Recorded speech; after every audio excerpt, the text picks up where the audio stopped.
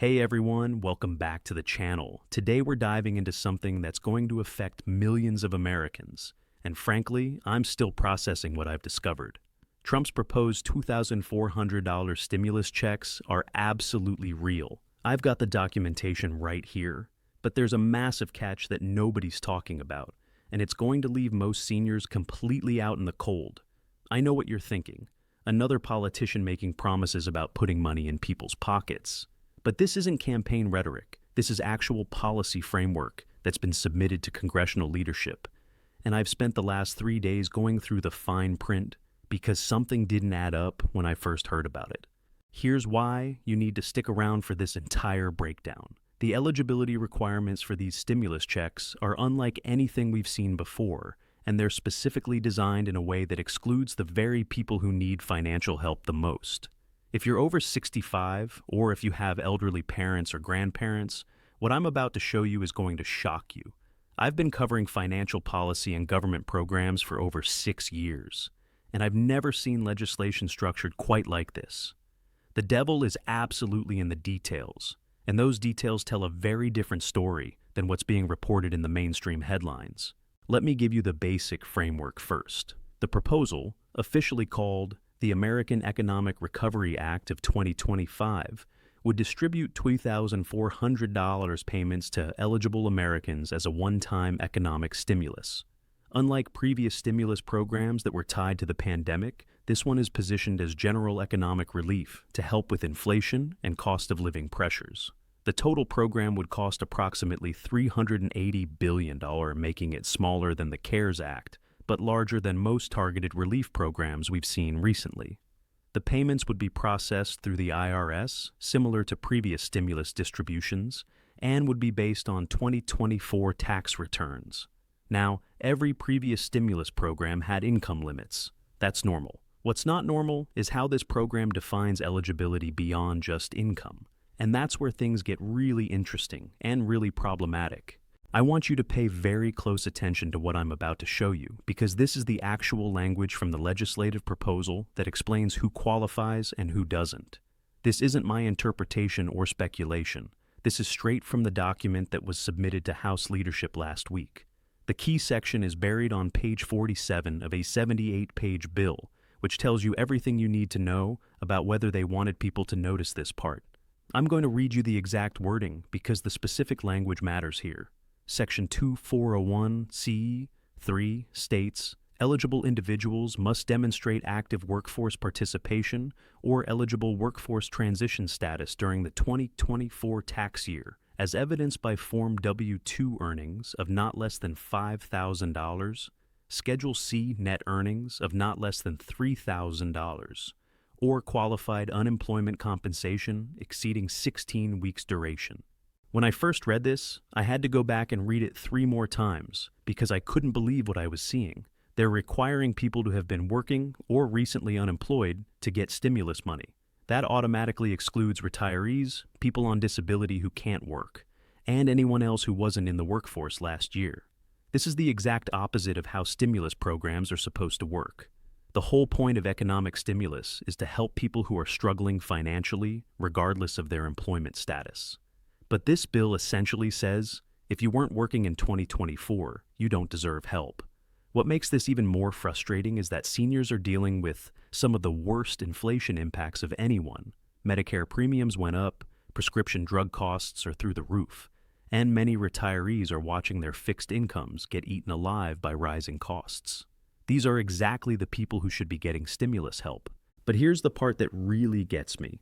The bill includes a provision for qualified unemployment compensation exceeding 16 weeks. So, if you were laid off and collected unemployment for 4 months, you qualify.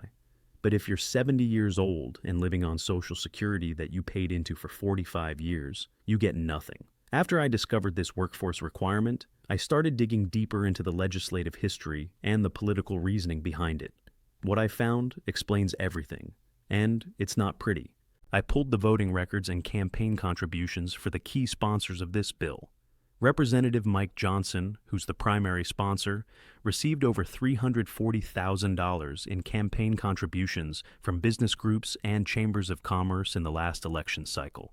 Senator Tim Scott, who's co-sponsoring the Senate version, got $280,000 from similar sources. These business groups have been lobbying for stimulus programs that encourage workforce participation rather than what they call dependency programs. They argue that giving money to non-working people reduces their incentive to return to the workforce. But here's what's really telling. I found internal memos from the American Chamber of Commerce lobbying group that explicitly state their goal is to redirect stimulus spending toward economically productive activities. That's corporate speak for don't give money to people who aren't making money for businesses. I also discovered that this workforce requirement was added during closed-door negotiations with these business groups. The original draft of the bill from just 6 weeks ago had no workforce requirements at all. It was a straightforward stimulus payment based only on income limits, just like previous programs. The amendment adding the workforce requirement was introduced by Representative Kevin Hern from Oklahoma, who happens to sit on the Small Business Committee and has received over $200,000 in contributions from business lobbying groups in the past 2 years. I'm going to be completely honest with you. This makes me angry. We're talking about a generation of Americans who built this country, who paid taxes their entire working lives, who raised families and contributed to their communities for decades. And now, when they need help dealing with the highest inflation they've seen in their lifetimes, they're being told they don't qualify for assistance because they're not currently making money for corporations. My own grandmother is 78 years old and lives on $1,400 a month from Social Security. She worked as a school secretary for 35 years, raised 4 kids, and paid into the system every single paycheck.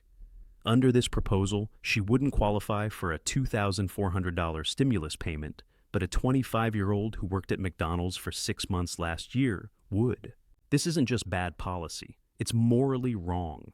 And what makes it worse is that they buried this requirement deep in the bill, clearly hoping that people wouldn't notice until it was too late to do anything about it. I want to hear from you in the comments. Do you have elderly parents or grandparents who are struggling with rising costs? Are you a senior yourself who's been hoping this stimulus would provide some relief? How do you feel about the fact that your work history and lifetime of contributions apparently don't matter when it comes to getting help during tough economic times? And if you're younger and you qualify for this stimulus, I'm curious about your thoughts too. Does it seem fair that your eligibility is based on recent work, while people who worked for decades but are now retired get excluded? This is exactly the kind of issue where public pressure can make a difference. When people started complaining about the complexity of previous stimulus programs, Congress simplified them. When people pointed out unfair exclusions in other programs, they got fixed, but only if enough people speak up. Let me recap what we've uncovered here. Trump's $2,400 stimulus proposal is real, it's moving through Congress, and it could start distributing payments as early as this summer. But the eligibility requirements specifically exclude most seniors, people with disabilities, and anyone else who wasn't working in 2024. This exclusion wasn't part of the original proposal. It was added after lobbying from business groups who wanted to ensure stimulus money only went to people they consider economically productive. The requirement is buried deep in the bill, clearly designed to avoid public scrutiny.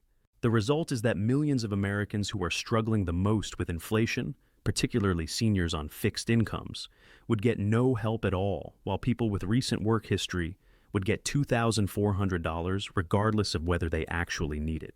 This matters because these decisions affect real people's lives.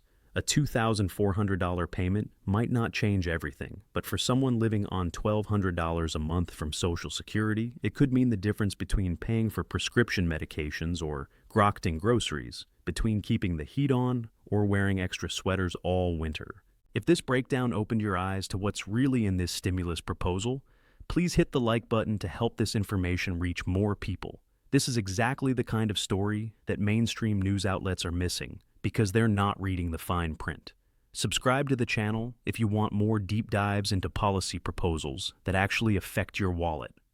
I read these bills so you don't have to, and I'll always give you the unfiltered truth about what politicians are actually proposing versus what they're claiming in their press releases. Drop a comment below sharing your thoughts on this workforce requirement, especially if you're a senior or have elderly family members who would be affected. Your stories and perspectives help other viewers understand the real-world impact of these policies. And if you found this analysis helpful, check out my previous video about Social Security changes that are coming in 2025. I'll link it in the description. That one covers benefit increases that are actually happening versus the stimulus promises we are discussing today. Finally, share this video with anyone you know who might be affected by these stimulus eligibility rules. The more people understand what's actually in this proposal, the better chance we have of getting the unfair parts changed before it becomes law. Thanks for watching, and I'll see you in the next video, where we'll be breaking down the latest changes to Medicare that nobody's talking about but everyone needs to know.